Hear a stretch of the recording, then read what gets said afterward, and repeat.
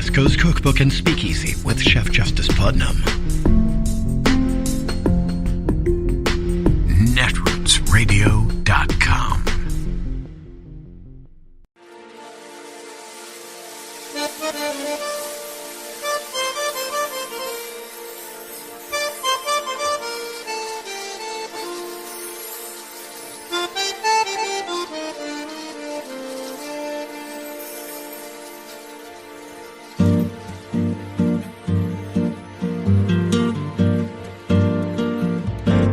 Je voudrais du soleil vert, des dentelles et des théières, des photos de bord de mer, dans mon jardin d'hiver.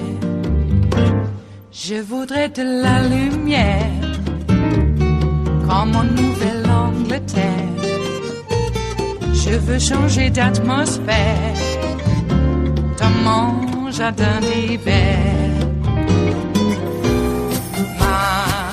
Ma fleur sous la pluie de novembre, tes mains qui courent, je n'en peux plus de t'attendre.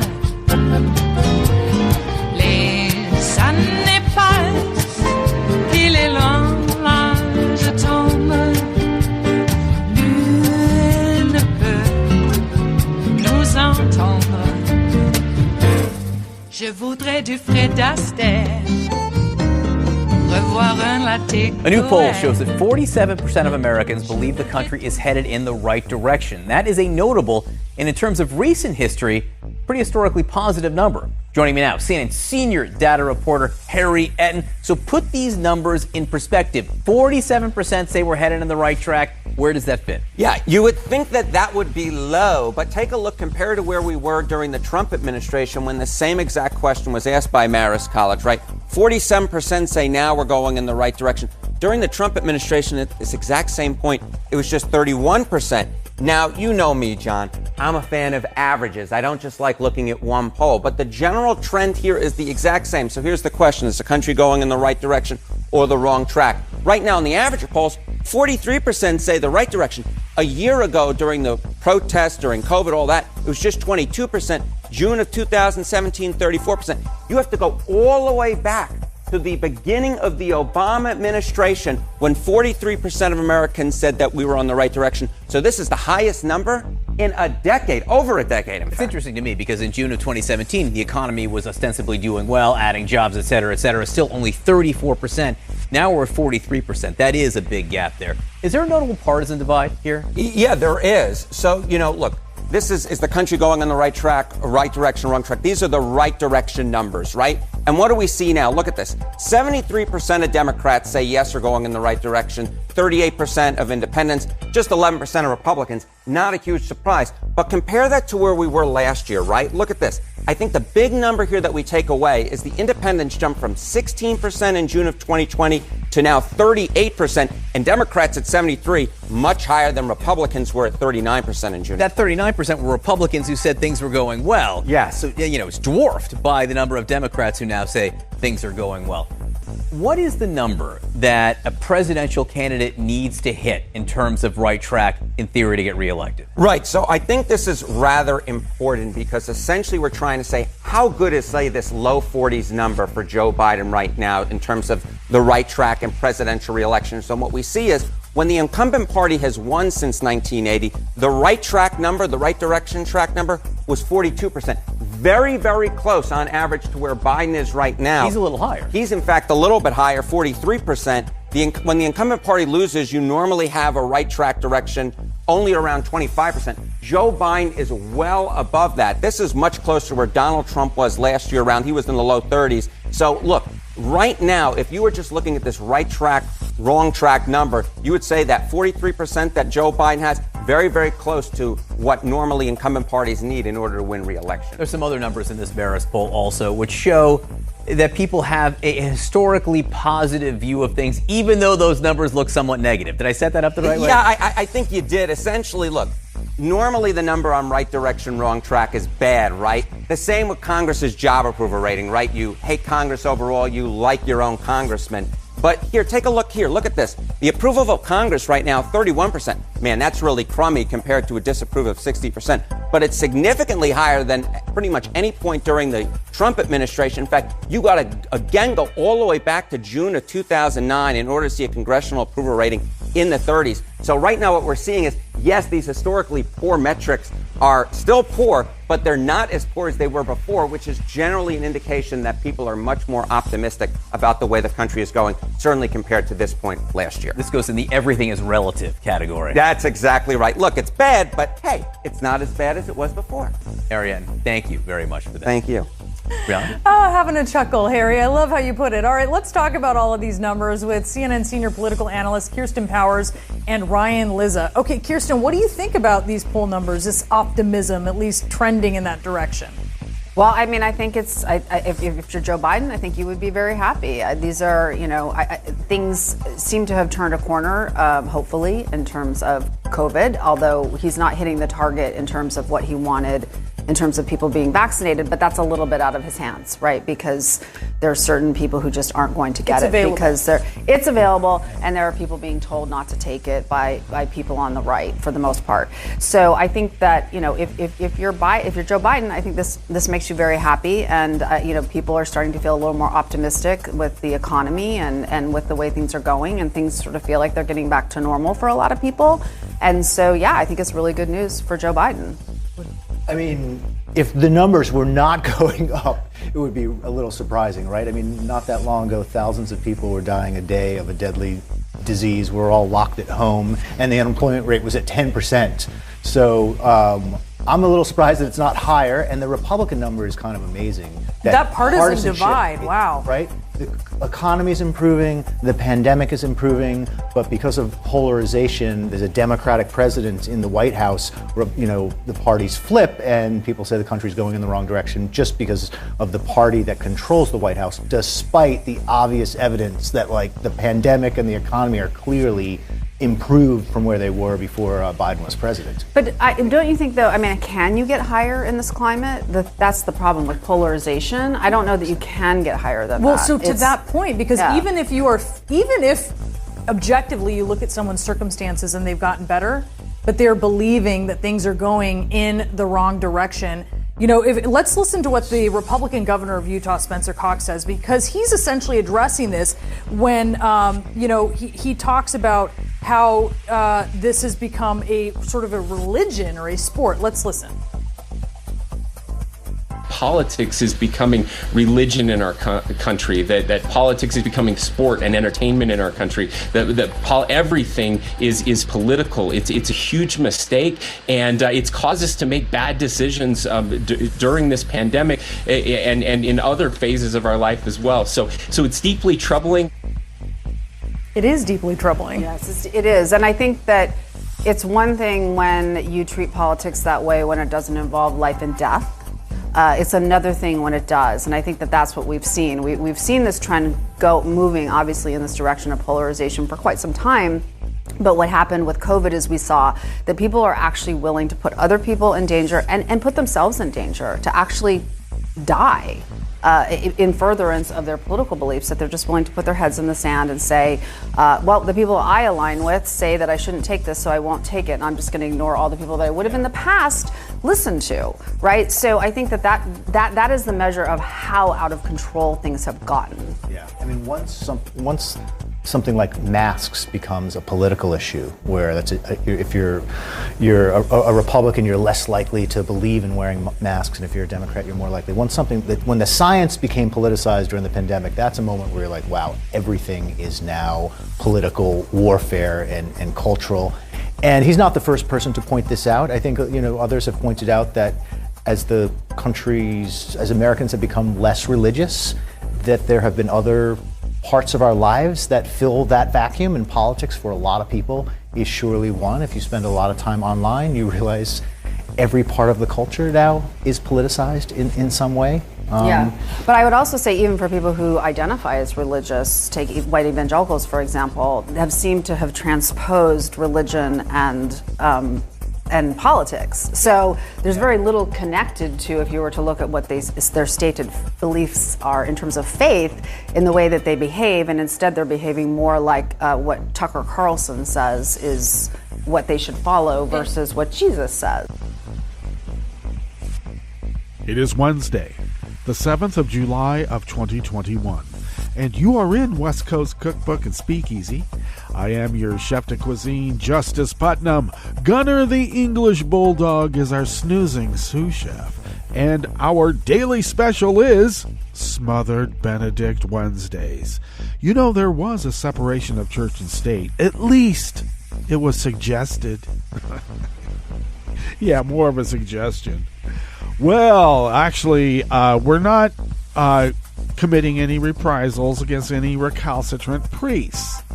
It's a lovely egg dish with a velvety hollandaise sauce. Please. Nah, we're trying to get rid of recalcitrant priests also, but hey. I don't like the idea that we have to gauge every candidate, in fact, the whole fabric of society, by some kind of weird Christian construct.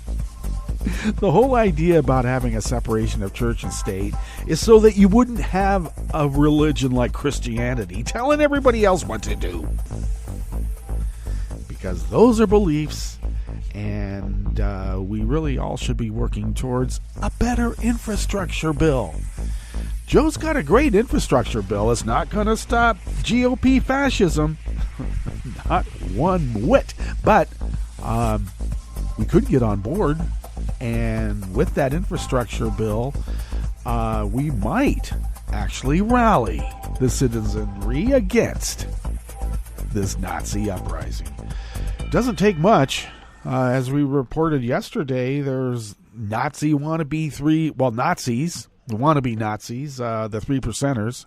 Let's not discount the Proud Boys and the Oath Keepers, too, because they've been doing the same thing. Militia groups taking over local governments. And the locals are not happy about it. Even the ones who, voted Republican for so long. They don't know what happened to their party. Okay, we all know that they do, but that's what they say so they can get away with it again. Do we let them? Probably. That's how it's been working. I don't see any drastic change all of a sudden. But the clip up top about this new polling indicating good news, very good news for Biden and the Democratic Party. These numbers are greater than even what Obama's was. Huh. So that says something right there, which means Mitch McConnell and the rest of the GOP are going to get even more fascist now. Even more. It behooves them to. Okay, well, hopefully we can turn the tide against this. Hopefully. We really want to do it within the construct of our representative democracy, of course, because that adds legitimacy to it. Changing heads of state by, going to their private residence and killing them and injuring their wife, like they did in Haiti. I know this guy's a right-wing dictator type. But we don't really want to do that here. We really don't. Even though they seem to get rid of the really good presidents by violent means. Isn't that weird how that works? Yeah. And we're supposed to just let them get away with it again. And their excuse for doing what they're doing is that if we Democrats didn't get so liberal and extreme left, yeah, we're so extreme to the left that we're just to the right of Eisenhower, but that's too left for them. Yeah, let's as Trump said to Kelly, Hitler did a lot of good things. He's telling that to a war general. My God. Well, that shows everything that you need to know about Trump. I mean, he had Mein Kampf not next to his bedstand. Or on his bedstand next to his bed. It was next to the bedstand. Would it be on something else? I don't know, the bookshelf? Anyway, He had Mein Kampf right there. Did he read it? Actually, I think he did. It's pretty easy reading, and you know why. But he also had it there for looks. It looked good, too. My struggle. Does he even know what that means, Mein Kampf, my struggle? Has he ever struggled? Yeah, my struggle. Silver fascist spoon into my mouth. And he rose to power because conspicuous consumption, I guess, tickles the brains of certain types in this society.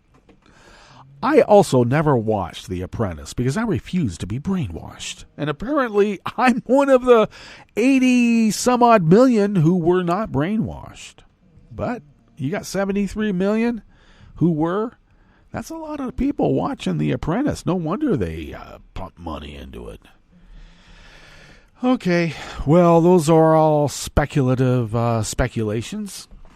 And we have a whole hour, well, not a whole hour, but you know what I'm talking about. We've got a whole show of curated material that we took the time to curate for your, well, West Coast Cookbook and Speakeasy Smothered Benedict Wednesday's pleasure.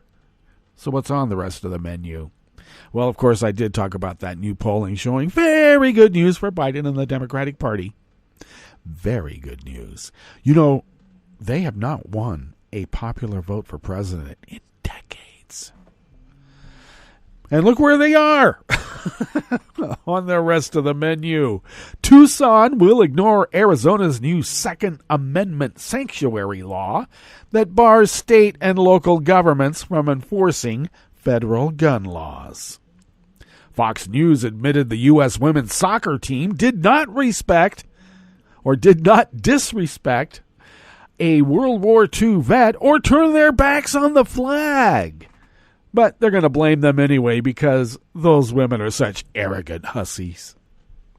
And the Pentagon canceled the disputed JEDI cloud contract with Microsoft because of an unprecedented meddling by the Trump White House.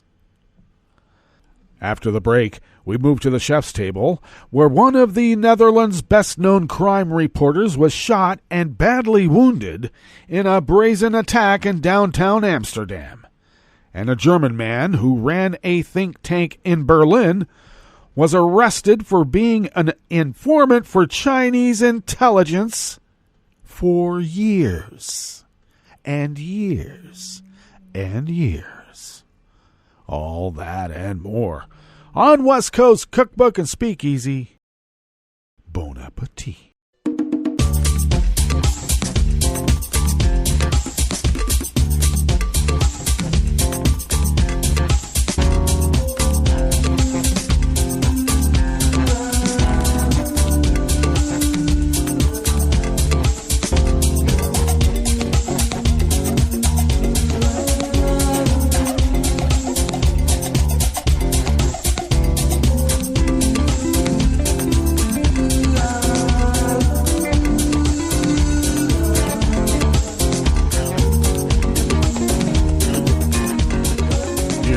Bottom of our homepage at netrootsradio.com. To the right of the page is the chat room link right there by the social media scroll. And Kelly Lincoln monitors that chat room, and we thank Kelly for doing so. If you would then take a gander across the page to the left, hopefully you will find our Patreon link. And if you could become a recurring Patreon of Netroots Radio in these perilous times, it would help so much. If you could afford an espresso-type coffee drink, and if you could afford to send those funds our way once a month, we're able to stretch those dollars beyond compare, pay our bills, fly under the radar because that technology is still being used, and we are then able to resist this Nazi takeover of America that has been in the works for quite some time. And we thank you for your generosity and your future generosity in attending to this, well, takeover of the American way. We will not let it happen. Thank you, thank you, thank you. If you would like to follow Netroots Radio on Twitter, do so at Netroots Radio. Tom takes care of that. Thank you, Tom. Follow me on Twitter at Justice Putnam, all one word. The N before the M, Putnam. I post the show notes and links diary on Daily Kos about 10 minutes before showtime, and then really scramble to get that out on social media sites like Twitter and others, and you know who they are. Show notes and links are a very important part of this multimedia operation, so check them out because that is truly where the real reportage is. Follow the show on Twitter at Cookbook West and pick up podcasts by way of Spreaker, Stitcher, TuneIn, iHeart, YouTube, iTunes. And wherever podcasts can be found, pick them up, podcasts. And also pick up the Justice Department Musique Sans Frontières. That comes out, well, the show is broadcast on Sunday nights at 8 p.m. Pacific. And the podcast is available shortly after that time. So check it out. Okay. There's not really overt politics in the music show, but you know art is political just because it's art. The Justice Department, Musique Sans Frontières. Okay, this first offering here in the Bistro Cafe of West Coast Cookbook and Speakeasy, Smothered Benedict Wednesdays, is from the Associated Press by unnamed staff. Officials in the city of Tucson plan to ignore Arizona's new Second Amendment sanctuary law that bars state and local governments from enforcing certain federal gun regulations, possibly setting up a court fight as a growing number of cities and counties in the United States declare themselves similar firearm havens.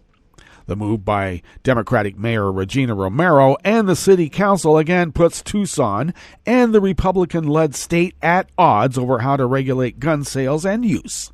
The southern Arizona city has long tried to enforce gun laws stricter than the state's, including mandating background checks for guns purchased on city property and destroying seized firearms. Over the years, those measures have been challenged after the Republican-controlled legislature enacted laws barring their actions.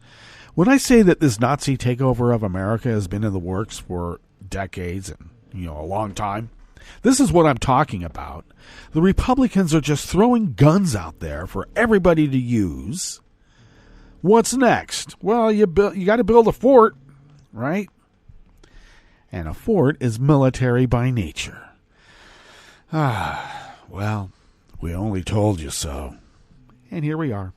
The new action came after GOP Governor Doug Ducey signed a bill in April declaring that Arizona is a so-called Second Amendment sanctuary. It was partly a response to the election of President Joe Biden, who has vowed to enact tighter firearms regulations. A growing movement of at least 1,200 local governments have declared themselves sanctuaries, insulated from state and federal gun laws since 2018, when high-profile mass shootings prompted calls for stronger regulations. Many are symbolic, but some carry legal force.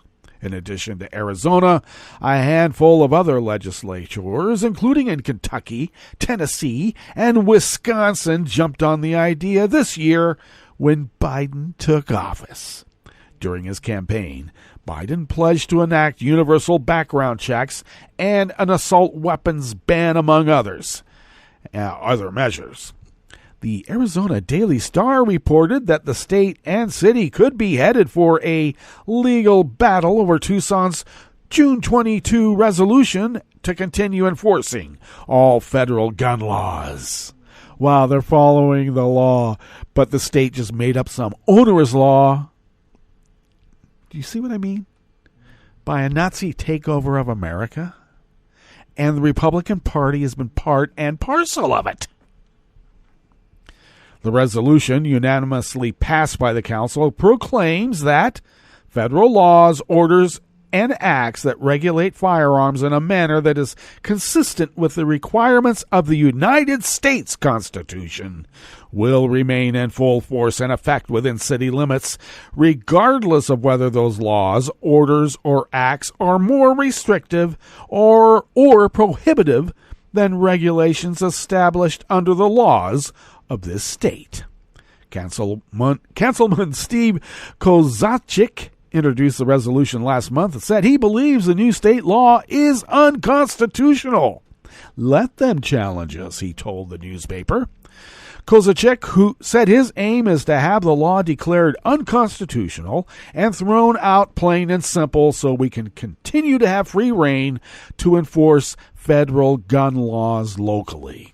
Arizona's law says the state is not beholden to upholding U.S. gun laws and prohibits any personnel or financial resources to enforce, administer, or cooperate with any act, law, treaty, order, rule, or regulation of the U.S. government that is inconsistent with any Arizona law regarding the regulation of firearms. Well, that's sedition, buddy. Are you calling for a civil war? Federal statistics show Arizona has the 15th highest gun-related mortality rate. Ducey spokesman C.J. Kyra-Margin said that the governor's office expects all Arizona cities to follow the law because Ducey's a little dictator now, isn't he? The Second Amendment is clear on our right to keep and bear arms, Kyra-Margin said in an email. This law protects Arizonans' constitutional rights from federal overreach. Excuse me? You're saying that the federal government is overreaching with the federal constitution? Are you kidding me? Well, that's how they work. When Ducey signed the law, he described it as an effort to protect an enumerated right, and that it was a proactive law for what is possible to come out of the Biden administration. In other words, nullify everything the Democratic Party does when they get into power. Nullify it as a good Nazi would. Meanwhile, the Tucson resolution does note that the United States Supreme Court has explicitly rejected the idea that the states can nullify federal law.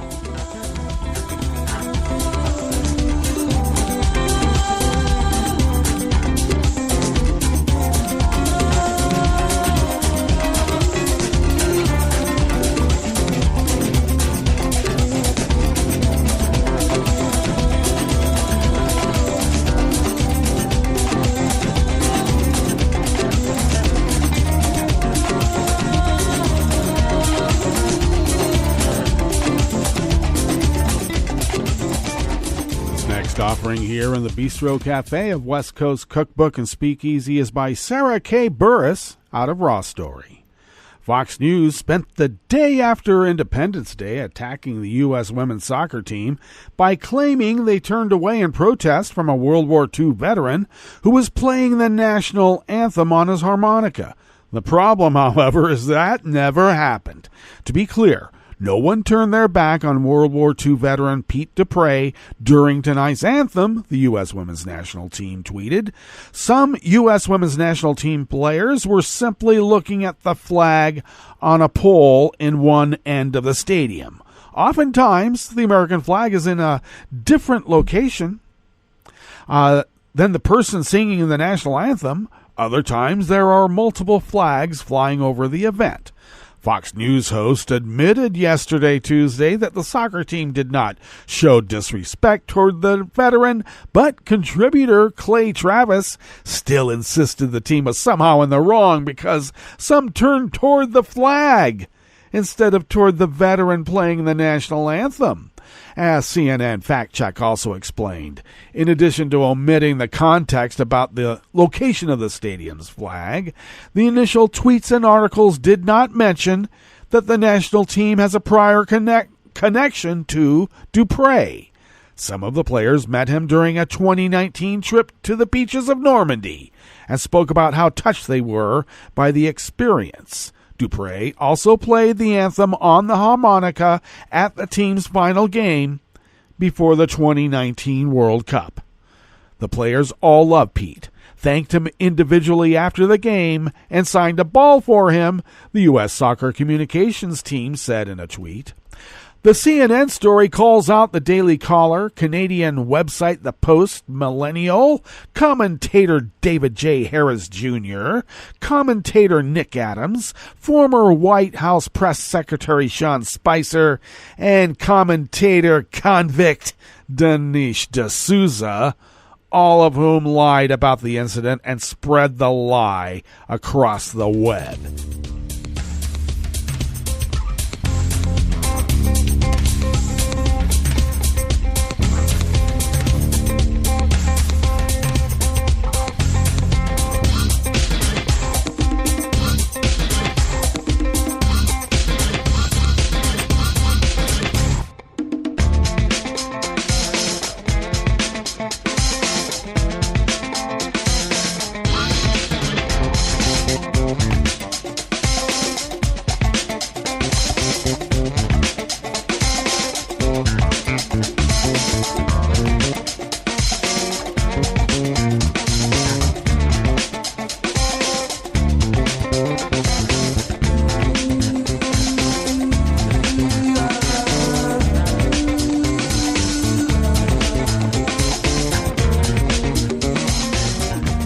Robert Burns of the Associated Press, not the poet, I'm pretty sure.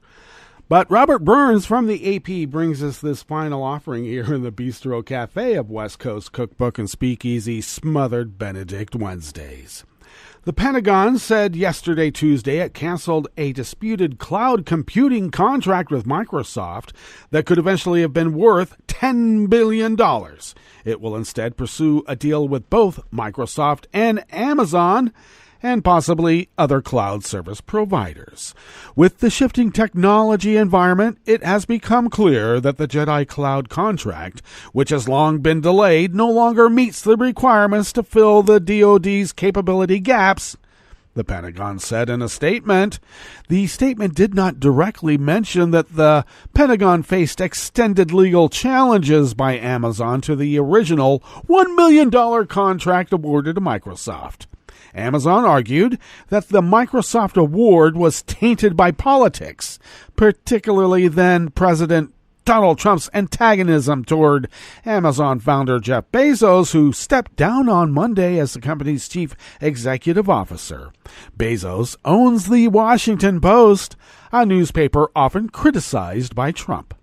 The Pentagon's chief information officer told reporters yesterday, Tuesday, that during the lengthy legal fight with Amazon, the landscape has evolved with new possibilities for large-scale cloud computing services. Thus, it was decided, he said, to start over and seek multiple vendors. The information officer, John Sherman, said JEDI will be replaced by a new program called Joint Warfighter Cloud Capability. JWCC. I don't know. That doesn't say anything. Anyway, both Amazon and Microsoft likely will be awarded parts of the business, although neither is guaranteed. Sherman said the three other large cloud service providers, Google, IBM, and Oracle, might qualify too. Microsoft said in response to the Pentagon announcement, "We understand the Department of Defense's rationale, and we support them and every military member who needs the mission-critical 21st century technology JEDI would have provided. The Department of Defense faced a difficult choice, continue with what could be a years-long litigation battle, or find another path forward." Amazon said it understands and agrees with the Pentagon's decision.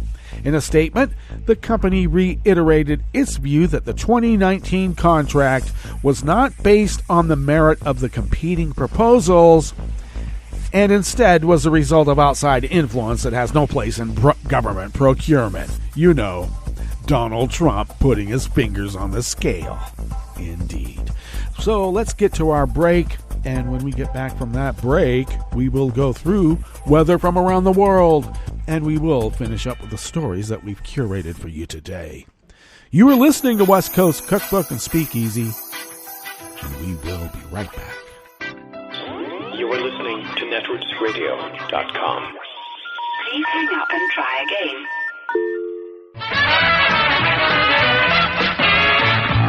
again. From a point at sea to the circles of your mind, a new force is at work for planetary transformation.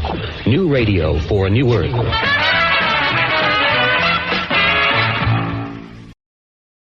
This is Take Two Movie Review. I'm Mike Friend. This week, something fishy. Luca's pretty much the perfect summer movie. From the amazing animation to the plot to the pitch-perfect voice casting, Luca is pretty much guaranteed to please almost everyone. While the main characters are rather improbably sea monsters with shape-shifting abilities on dry land, the film explores timeless human coming-of-age themes, including teenage rebellion and the desire to find one's tribe. In this case, Luca, a sheltered child, is fascinated by dry land. Despite the warnings of his parents, he ventures up and meets Alberto, a fellow sea monster who's been living as a human. Outgoing and fearless, and with a dad who's MIA, Alberto is the perfect foil for the shy Luca. The two quickly bond, and soon Luca is sharing Alberto's dream of acquiring a Vespa and driving off on adventures unknown. Fans of Italian cinema will recognize the nod here to De Sica's classic Shoe Shine. In order to do this, Alberto decides to enter the town's annual triathlon, becoming friends with fellow outcast Julia, a human girl. In addition to the three main characters, there's a wonderful supporting cast, including Luca's overprotective but loving parents, Julia's fisherman father, and a mustached cat who figures out the boy's secret and is responsible for some of the film's funniest moments. For those who haven't traveled lately, Luca is a cheap escape to Italy without the hassle of flying. Even better, it's the Italy of the early 60s, immortalized by past directors like the aforementioned De Sica and Fellini, with posters advertising their films adorning the town. They didn't make kid-friendly or lighthearted films, but it's a nice touch. With Luca, Pixar continues its mastery of the sweet but not saccharine. This has been Take Two Movie Review. I'm Mike Friend. Catch up with us at take2moviereview.com and feed us back on our channel on YouTube.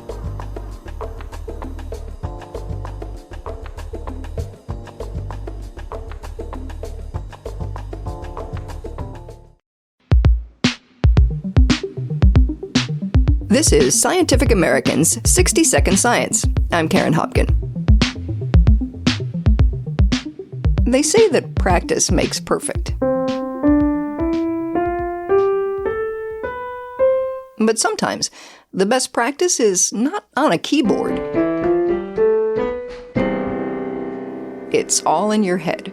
Because a new study shows that the brain takes advantage of the rest periods during practice to review new skills, a mechanism that facilitates learning. The work appears in the journal Cell Reports. A lot of the skills we learn in life are sequences of individual actions. Leonardo Cohen, of the National Institute of Neurological Disorders and Stroke, or NINDS. For example, playing a piece of piano music requires pressing individual keys in the correct sequence with very precise timing. That level of virtuosity requires a ton of practice and a lot of repetition. But Cohen says it also requires a certain amount of rest. We know from previous research that interspersing rest with practice during training is advantageous for learning a new skill. In fact, we recently showed that virtually all early skill learning is evidenced during rest rather than during the actual practice.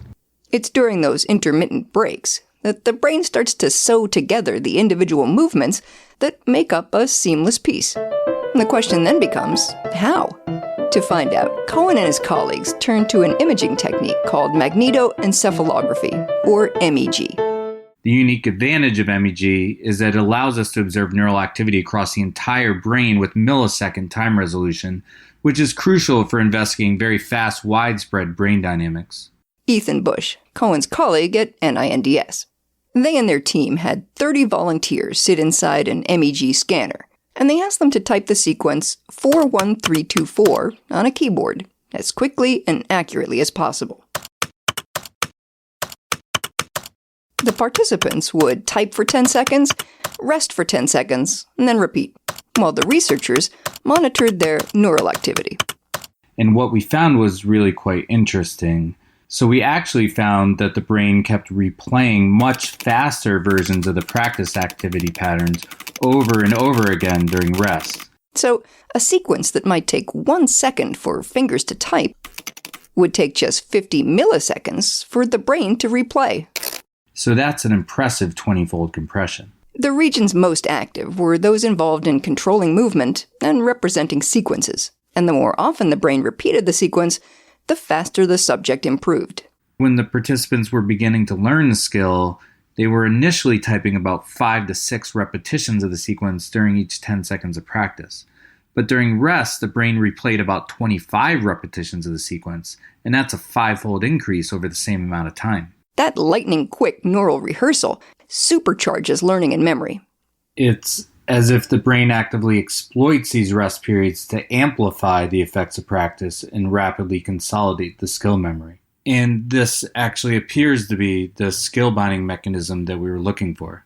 So next time you sit down to practice, give yourself a break, or a lot of little breaks. Your brain and your audience will thank you. For Scientific Americans, 60-Second Science, I'm Karen Hopkin.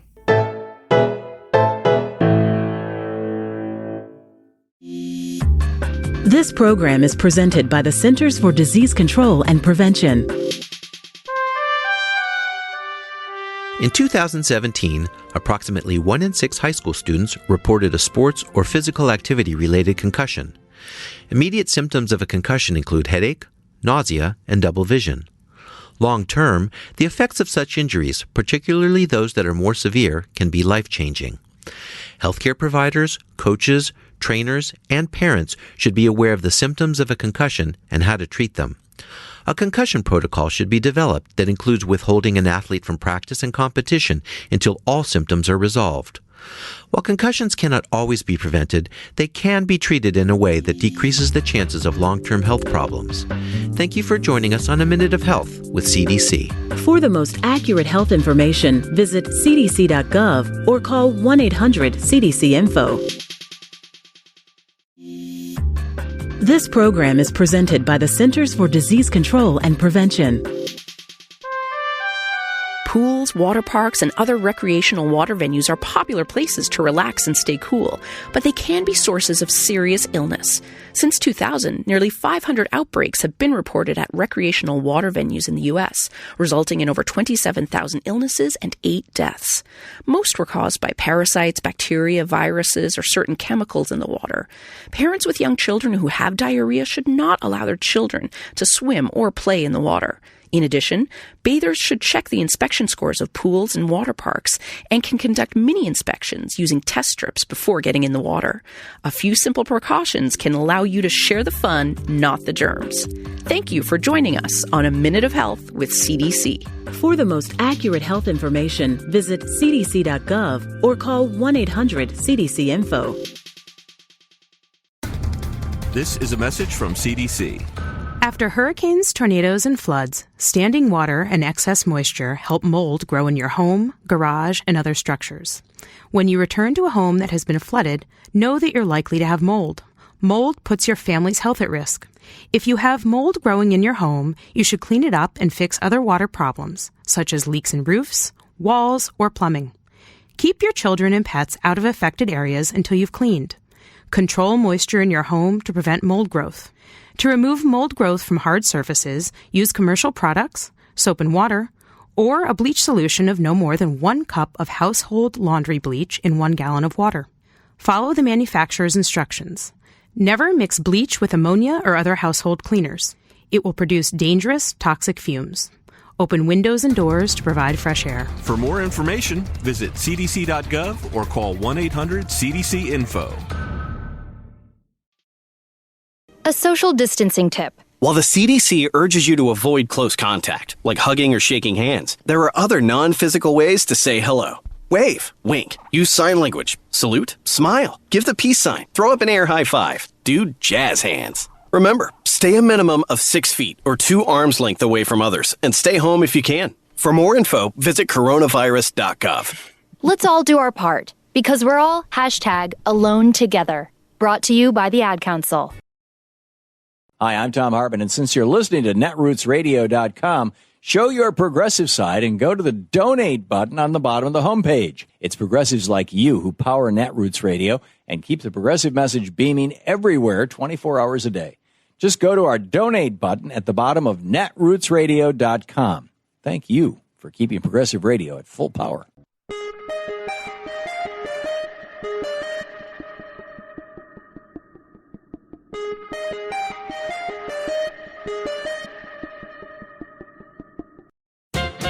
Warning.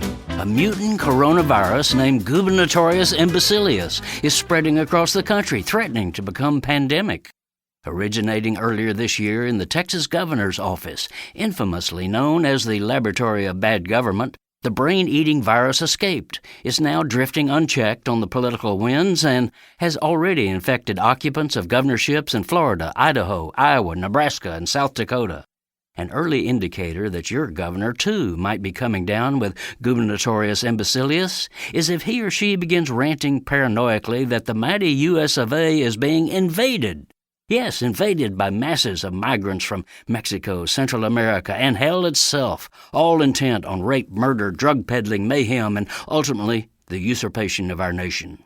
Having such a delusional governor is embarrassing, but the disease turns downright scary when infected governors try acting on their paranoia. Greg Abbott, for example, the GOP governor of Texas, is the one who conjured up this current invasion fantasy and is causing it to go viral in Republican state houses.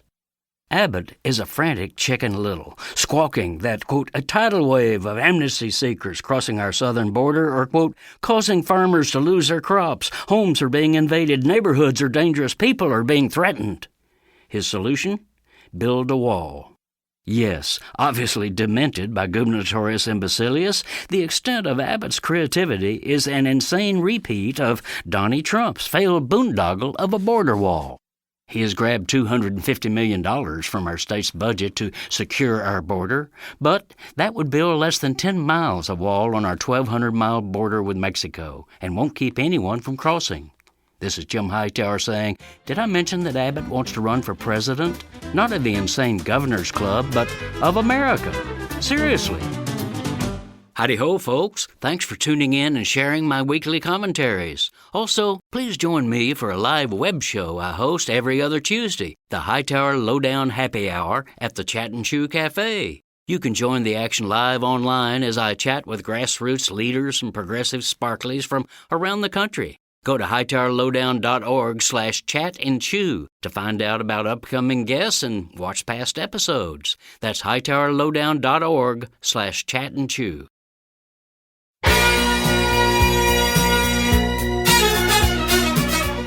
Riddell High from Greece is back in the news.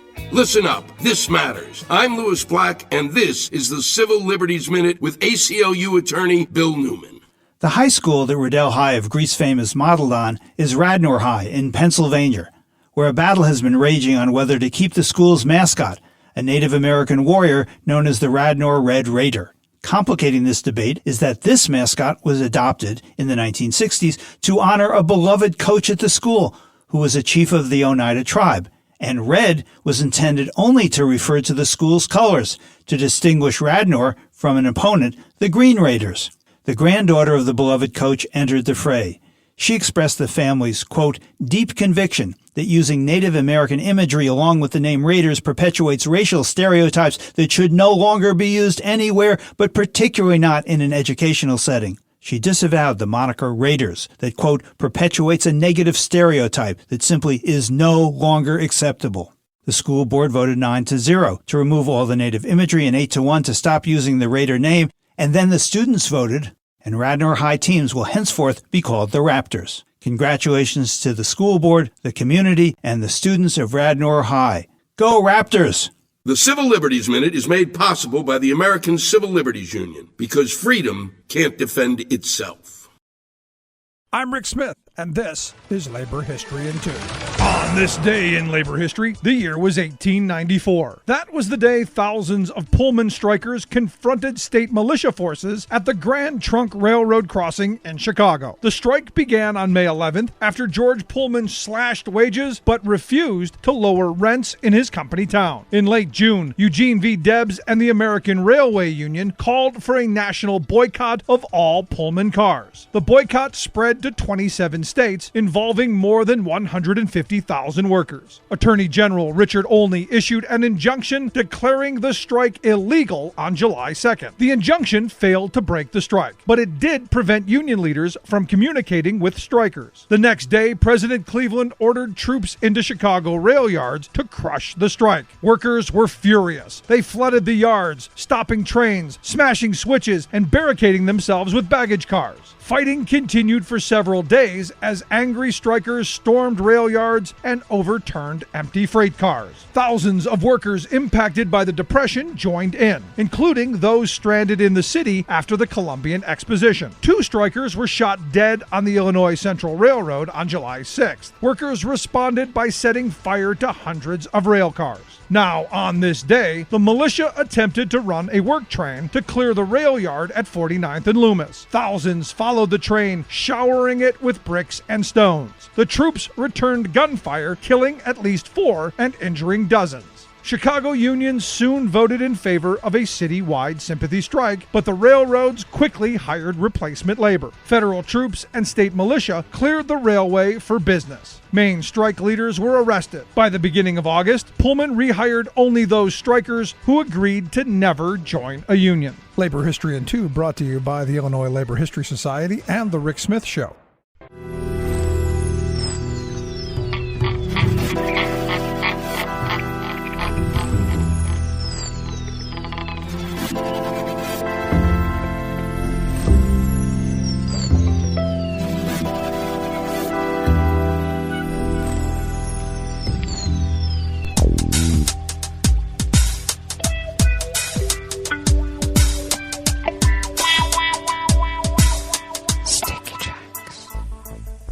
Thank you for accompanying us here to the chef's table at West Coast Cookbook and Speakeasy Smothered Benedict Wednesdays.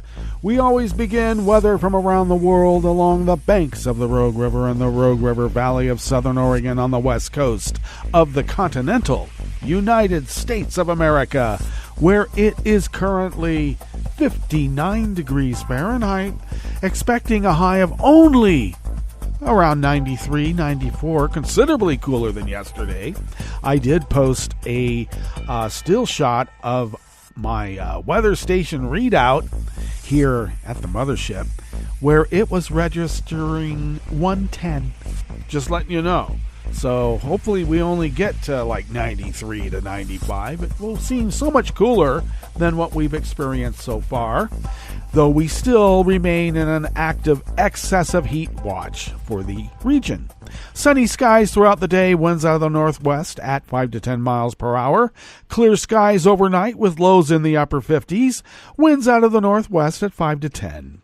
And sunny tomorrow with highs about the same, 93 to 95, winds out of the northwest at 5 to 10 miles per hour.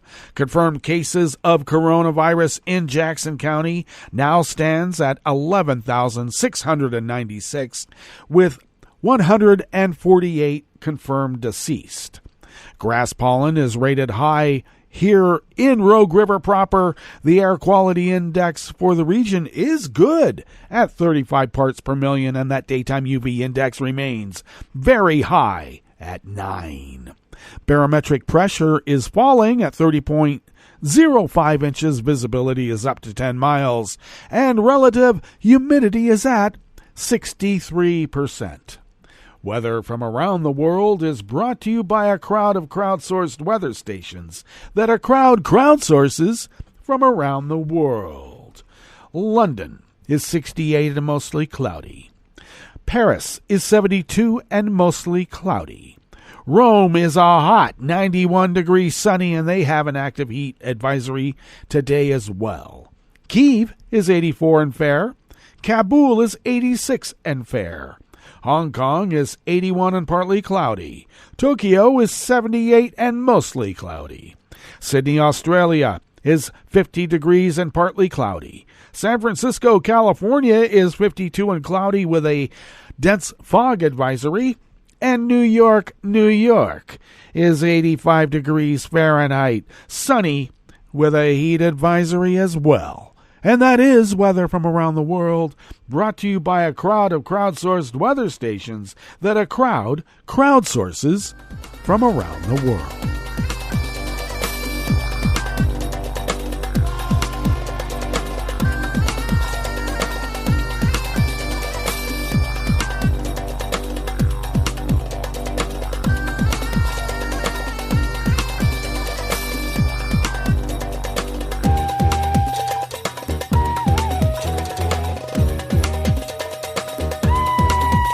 Associated Press staff brings us this first amuse-bouche here at the chef's table at West Coast Cookbook and Speakeasy.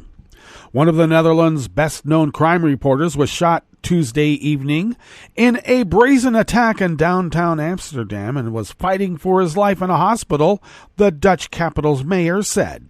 Peter R. de Vries, who is widely lauded for fearless reporting on the Dutch underworld, was shot after making one of his regular appearances on a current affairs television show. It was an unusually brutal attack on a journalist in the Netherlands. Peter R. de Vries is for all of us a national hero, an unusually courageous journalist, tirelessly seeking justice, Mayor Femke Halsema said at a hastily convened news conference at the city's police headquarters. Today, justice in our country appears a long way off. A brutal, cowardly crime has been committed, Halsema added. Police Chief Frank Powell said 2 suspects were detained, including a possible shooter in a suspected getaway car stopped on a highway some 30 miles south of the city. A third suspect was detained in Amsterdam, he said. There was no immediate word on a motive. De Vries has long been considered a possible target of the criminals he doggedly reported on. Police and prosecutors declined last night to comment on whether the 64-year-old reporter received police protection. De Vries had recently been acting as an advisor and confidant to a witness in a major trial of the alleged leader of a crime gang police described as an oiled killing machine. The suspected gangland leader, Ridwan Taghi, was extradited to the Netherlands from Dubai in 2019. He is currently in jail while he stands trial along with 16 other suspects.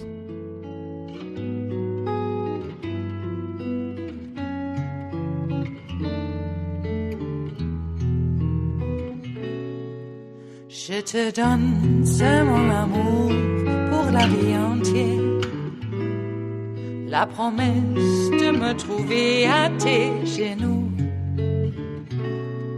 Aussitôt que tu m'appelles, rester toujours fidèle. C'est tout, c'est tout. Je te donne tous mes printemps, mes étés de mer. Mes automnes, quand les feuilles tombent partout. Si ce n'est pas une bonne affaire, je te donne tous mes hivers. Anonymous staff at the Associated Press bring us this final amuse-bouche here at the chef's table at West Coast Cookbook and Speakeasy, Smothered Benedict Wednesdays. A German man who ran a think tank has been arrested on suspicion of being an informant for Chinese intelligence for years, German prosecutors said yesterday, Tuesday. Federal prosecutors said the suspect, identified only as Dr. Klaus L., in line with German privacy rules, was arrested on suspicion of espionage on Monday following an indictment that they filed at a Munich court in May. They said he is a political scientist and had run a think tank which they did not identify since 2001.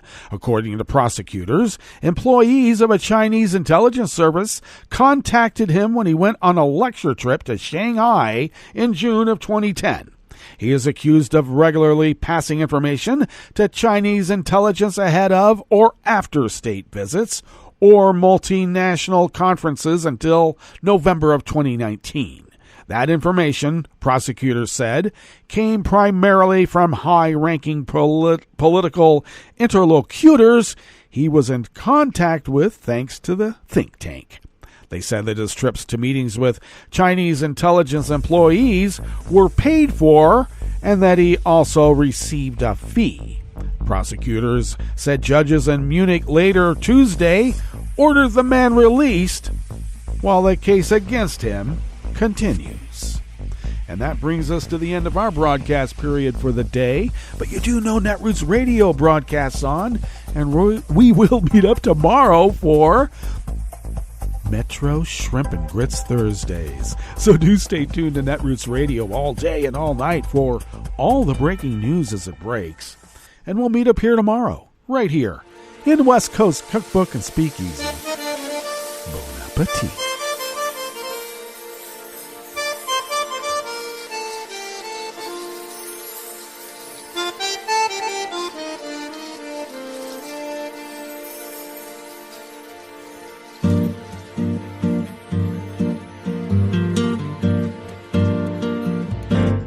Je voudrais du soleil vert, des dentelles et des théâtres, des photos de bord de mer, dans mon jardin d'hiver.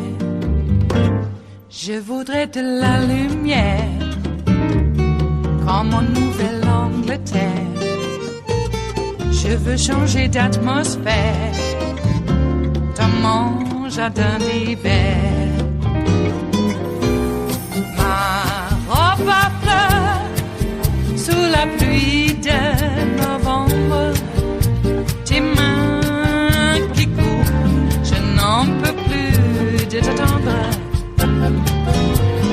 Les années passent, qu'il est loin, là je tombe.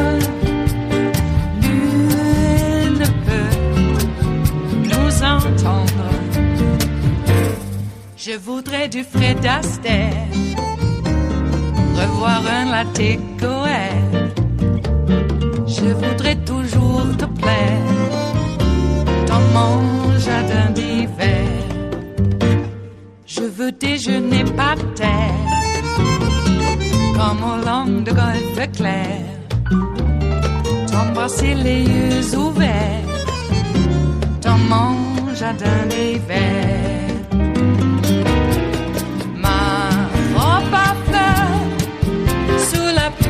De novembre, tes mains qui courent, je n'en peux plus de t'attendre. Les années passent, il est loin, là je tombe. Nul ne peut nous entendre. Ba-da-da-dum-di-da-dum. Ba-da-da-dum-di-da-dum.